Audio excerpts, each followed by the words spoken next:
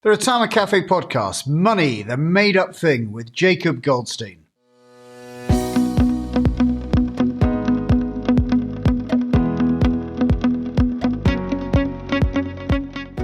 Hello and welcome to another episode of the Retirement Cafe podcast with me, your host, Justin King. If you're thinking about your retirement or already retired, you're in the right place. My aim is to help you plan for and live a successful and meaningful retirement. Retirement is far more than just a financial event. It's a significant life event, a major transition, which will bring with it new challenges and opportunities. So each episode contains tips, information, and inspiration to help you feel more informed and confident about your retirement. I hope you enjoyed today's episode. Hello and welcome. I'm really pleased you have joined me for this episode. This week, I'm excited to share with you a conversation with the author and NPR Planet Money co-host, Jacob Goldstein. In the 2008 financial crisis, Jacob realized he knew nothing about what was going on. And in trying to understand what was happening, Jacob discovered that money is actually fascinating. He has recently published a book called Money, the True Story of a Made-Up Thing, in which he explores where money came from, why it matters, and whether Bitcoin will still exist in 20 years' time. In our conversation, Jacob shares some of the discoveries he made while writing the book, what some of his findings might mean for this generation of retirees, and what he thinks the future will hold for developments in currency. I hope you enjoy my conversation with Jacob as much as I did. So welcome to the Retirement Cafe podcast, Jacob Goldstein. Hi, thanks for having me. I'm really looking forward to chatting to you, Jacob. Now, you've got a new book out, haven't you? That Money, the True Story of a Made-Up Thing. Tell me how you came to write this. Well, I host a show called Planet Money, so it's, pretty close to my day job. But I didn't sort of grow up interested in money. I didn't study economics or finance in college. I was sort of well into adult life before I got interested in money as a subject. I'd always felt kind of a wariness, I guess, of money. Like, I want to have some money, but I was always wary of being like too into money, But then the financial crisis hit in 2008. Yeah. And I was a reporter at the time, and I worked at the Wall Street Journal, obviously a business paper. I covered healthcare. I didn't cover business. Right. And I was out to dinner with my aunt in Manhattan. She's a very successful businesswoman, and I feel like she would know what was going on. I didn't really know what was going on. Can I ask you, Jacob, how old were you at the time? I was like a grown-up. I was, 30, 35, about to turn 35. So I was not a kid. I was not some little boy wondering about. I was a grown man who should have known the answers to these questions. But I said to her, look, like the stock market is down and real estate is down and like trillions of dollars in wealth have sort of disappeared, right? Like if you count up all the market caps and all the home values. Yeah. And it's like, it seemed odd to me, right? And so where's all the money gone? Where did it go? Right, exactly. Like what happened? Wasn't it just there? Where'd it go?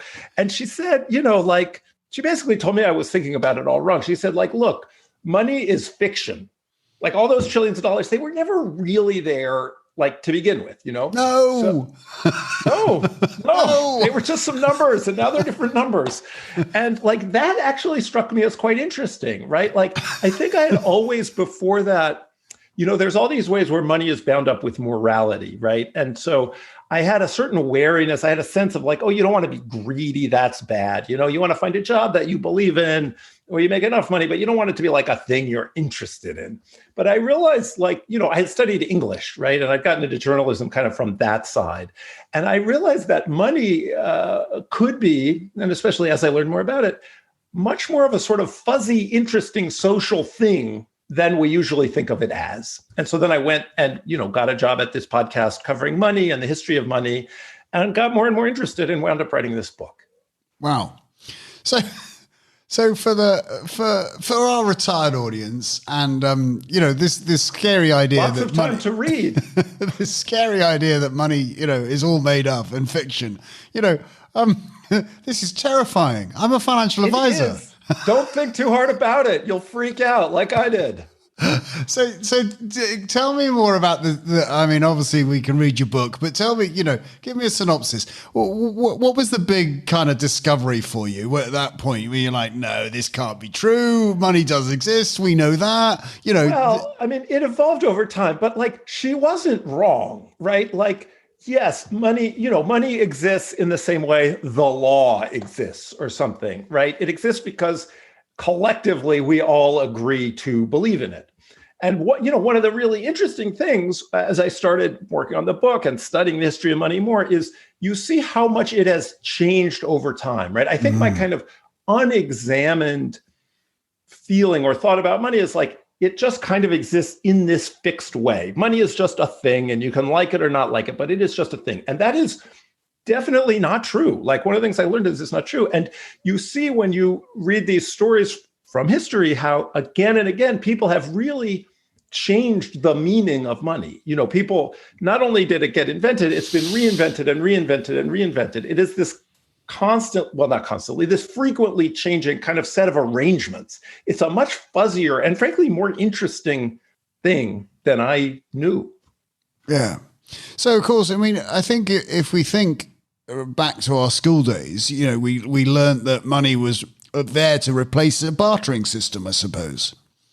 Yes, that is the classic story, and it makes a ton of sense. A barter is really inconvenient. If I want something you have, I can't just give you money because it doesn't exist yet. So I have to have something you want so we can make a trade, or we got to find somebody else, and it's super inefficient. And that was the old money story from Aristotle through Adam Smith into the 20th century. But an interesting thing happened in the 20th century, which was this new discipline of cultural anthropology emerged, right? And people, scholars, started traveling around the world and studying different cultures, cultures that sometimes didn't have money, cultures that were, more traditional, sort of family-based, tribal cultures. And what they found was they didn't really see that kind of dominant barter economy that our origin story about money would suggest.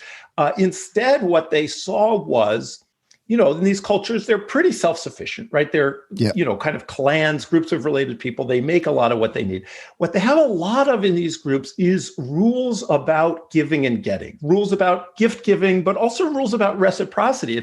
If you're the recipient of a gift, you're on the hook now in a lot of places to give a gift. And various kind of important social moments have giving associated with them. So marriage is maybe the classic, right? We know of dowries, but this is formalized in various ways with different gender dynamics. You have to give someone's family some number of cattle, say, in a lot of places if you're going to marry them. Murder is another big one, a fun one, right? If you kill someone, you have to give their family some set of things. And what the anthropologists sort of figured out over time was like, these rules are really where we see the origins of money. And it's part of the reason it's interesting is, I think, the barter story is this very kind of formal, mathematical, impersonal kind of exchange. But instead, what we see is this much more social, kind of intense, right? Like marriage and murder and like even gift giving, like fighting over the check kind of rules. These are like the origins of money. Yeah. Yeah. And so, I've often tried to explain to people about kind of the velocity of money, the banking system, and we had this thing called the gold standard, and that you borrow from one person and then you buy a property and then they lend on this. Explain how all this has come about, do you think? Wow. That's everything. You want me to explain everything? Well, so one piece of that we can talk about is fractional reserve banking, right? I mean, if I have all the things, you sort of just did a whole everything of money there. But like, let's do one interesting piece. So there is this lovely story about the origin of fractional reserve banking in London, in the UK, but in London specifically. And that is, it was in the 1600s, which you know better than I do, was a rough century in the UK, Civil War, in England. Yeah. And so this was a moment, this was a moment when, there was a lot of danger and rich people started storing their gold with goldsmiths, right? Goldsmiths had vaults. They knew what to do with gold. And people would get a receipt. The goldsmith would give you a receipt for your gold. And those receipts themselves started circulating as money. And in fact, this is the origin, kind of a side note, but also really interesting, of paper money in England, in what would become the UK. And some of the earliest paper money in Western Europe period, the Swedes were doing it around the same time. But so it was these receipts for gold. Okay, so far it's just a claim check. One piece of paper is a certain amount of gold, and all the paper maps to gold in a goldsmith's vault. But then the goldsmiths turned into bankers when they took the next step. And this is the big step that gets at what you were talking about. They started making loans to people who didn't put gold in their vaults, right? So you want a loan from some goldsmith, Goldstein's goldsmith in London. You walk into my shop and I just write you one of these claim checks for gold that are now circulating as money, but you don't give me any gold, right? So I have other clients who've given me their gold. I got their gold, but now you have a claim check for gold that doesn't exactly exist, right? Like you can go out and use it as money. Somebody comes and give it to me. I could give them some gold, but there is now less gold in my vault than there are IOUs for my gold circulating, right? So this feels sketchy and you should feel worried about this, right? Because if everybody with claim checks comes to my shop and asks for their gold, I won't have enough gold, right? So this is fractional reserve banking. This is the way banks work today. Not surprisingly, a few decades after this started happening in London, there was this panic when everyone's like, wait, the goldsmiths don't have enough gold. I'm going to go right now and get my gold before they run out. And it all kind of collapsed. And this is a fundamental thing about banking. And so we have financial crises, not particularly because bankers are bad or greedy or not for any moral reason, but fundamentally because banking is unstable in this way. And in the modern world, we've done a lot of things to try and reduce this instability. I mean, we have central banks like the Bank of England and the Federal Reserve as lenders of last resort. We have deposit insurance where the government promises you that up to a certain amount of money, your deposit in the bank is safe, backed by the government. And that helps, but still finance has this fundamental instability problem that all the money they say is there is not exactly there. No. So, of course, I think coming back to what you originally said, which is, it's a belief system. And this is quite interesting. My children, my youngest especially, is still young enough, I think, to believe in Father Christmas. And I won't tell. And hopefully they don't listen to the show. Hopefully that, our belief system, as you quite rightly said, a belief system that the bank is good for the money or the Federal Reserve is good for the money. And of course we know that, currencies and, we've had crises in the last few years with Greek, will they pay their debts, and countries across the world. So, and fundamentally, will an insurance company be able to pay out? This whole belief system and this trust in the system, I mean, is absolutely implicit, isn't it, in everything that we do? Oh, yeah. I mean, in the modern world, really, money is trust in the government, right? Yeah. Like money is so closely bound up with the government in the contemporary world. Like essentially what is behind, the pound is the UK sort of as a going concern, right? Like that is what it is backed by. What is backed, what is behind the dollar is America as an entity. And only that. On the other hand, that's a lot, right? Like that's not nothing, but it's very abstract. It is. And so with the governments, obviously, in this current kind of pandemic that we're in, and governments are printing money, as we hear all the time, and debt is going up and up and up. Is the trust in money disappearing? Well, no. I mean, no, you would think it would be, right? But there's a simple way to measure that, really, right? Which is interest rates. It's the boring but robust answer, right? Because we know that when people are lending money to somebody or to some entity, the more confident they are in that person's ability to repay or that entity's ability to repay, the lower interest they demand on their loan, right? If you're lending to somebody who might not repay you, you're going to demand a lot of interest to make it worthwhile. But if you're really confident that you're going to get your money back, you'd be like, no, take it and just give me whatever, 1% or some absurdly low number. And what we see in this crisis is governments certainly the UK and the US governments can borrow money at incredibly low interest rates. And so that is, people can say whatever they want, but like what we should watch when we're asking this question is, what do people with money actually do? And demonstrably, people with money trust governments with their money now. They are lending it to them for almost no interest. So people say things, but what you should look at is, what do people with money do? Yeah, great. Absolutely.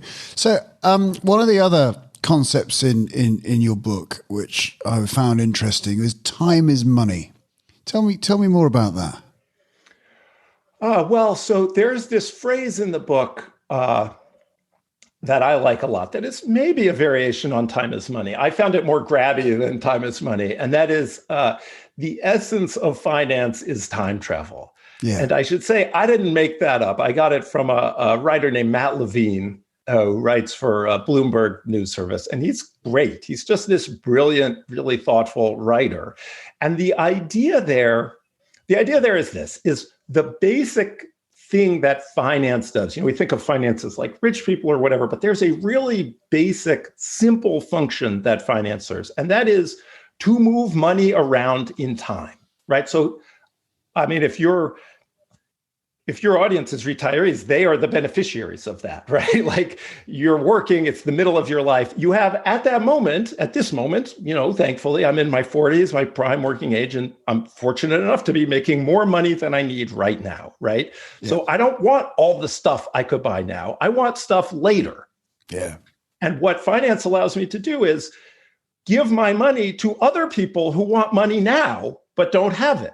Right. So the financial system stands between me, who wants money later, and people who want money now. Now, I'm also somebody who wants money now, right? Say I want to buy an apartment, right? Like, very often we're on both sides of this. I have a mortgage, right? So what a mortgage means is I want to buy an apartment that costs hundreds of thousands of dollars. I don't have hundreds of thousands of dollars now, but I'm going to live in this apartment for 10 years. I'll make lots of money over the time I live in the apartment. So what I want is some of that money I'm going to have later from, my work 5 years from now. Give me that money now. Move that money in time to me now.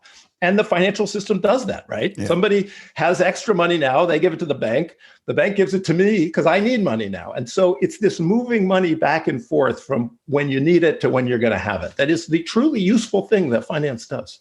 Yeah. Yeah.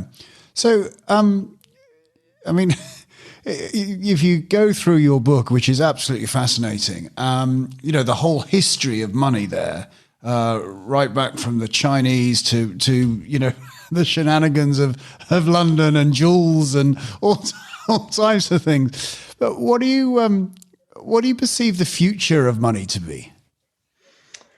Well, that's an interesting question. The most important answer I have to that is I don't know. One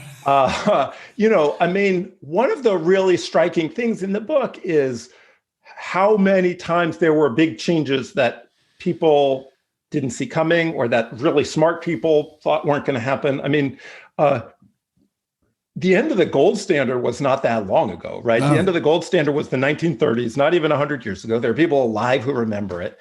And at that time, the smartest people in the world, there were a couple of really smart people who saw what was coming, but many really smart, really powerful people just assumed, they didn't even think, they just took it as given that the gold standard was the only way money could work. Like, if you were a civilized nation, you used the gold standard.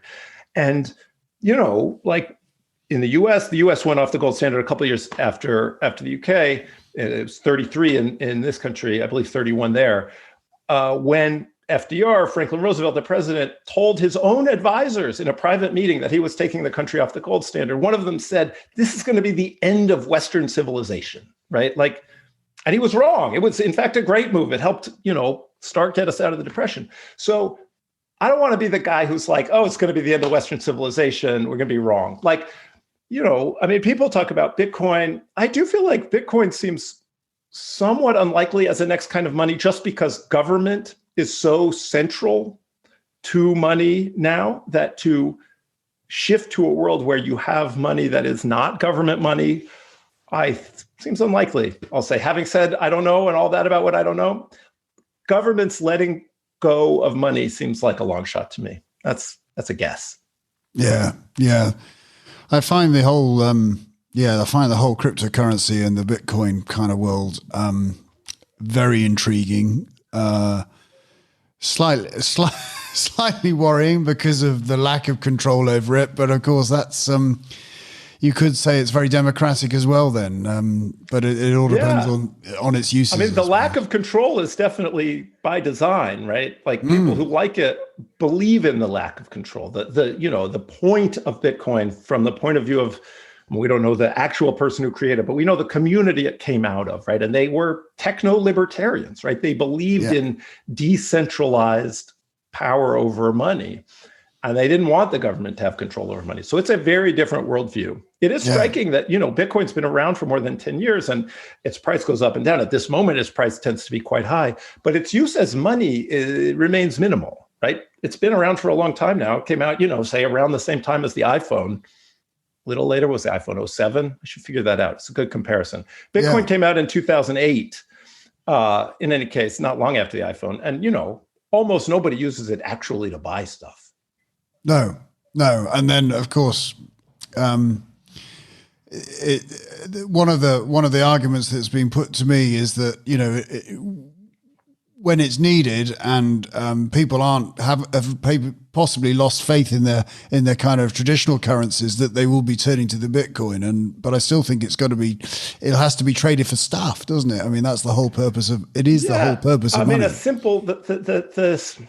The simple definition of money is it's what you use to buy stuff. Yeah, it's a functional definition. Yeah. Well, fantastic. I mean, I really, I could talk to you for hours, Jacob, but I'm not sure my listeners would want to listen to us chatting for a couple of hours. If they want more, they can get the book. I read the audiobook, so if you want, 5 hours of me on money, you got it. So where can they find out more about you and your book and maybe even hook into your show? So the show's called Planet Money. The book is called Money, The True Story of a Made Up Thing. Google it. It's a good book. It's a good show. Absolutely, and I'm sure all good bookshops will be stocking it. So, I hope so. I'll put information in the show notes, and I really enjoyed chatting to you this morning. It was great. Thanks so much for having me on the show. Pleasure, Jacob. Thanks once again to Jacob for sharing his story with us. To find out more about his book, Money, The True Story of a Made-Up Thing, and his radio show, Planet Money, check out the show notes on our website at theretirementcafe.co.uk, where you'll find some useful links. Next week, I'm back with the third episode in Series 8, all about the 9 accelerators of successful retirement planning. I'll be chatting about minimizing lifetime tax and where this fits in with the retirement planning process. To be sure not to miss this episode or any future podcasts, why not subscribe on our website or your preferred podcast player? And if you've enjoyed this episode, please do leave us a review on Apple Podcasts. To get in touch, you can find me on Twitter at JustinKingCFP, or you can email me on hello@theretirementcafe.co.uk. I'd love to hear what you thought about this episode, or you have any ideas for future podcasts. So until next time, this is Justin King, helping you feel more informed in your retirement.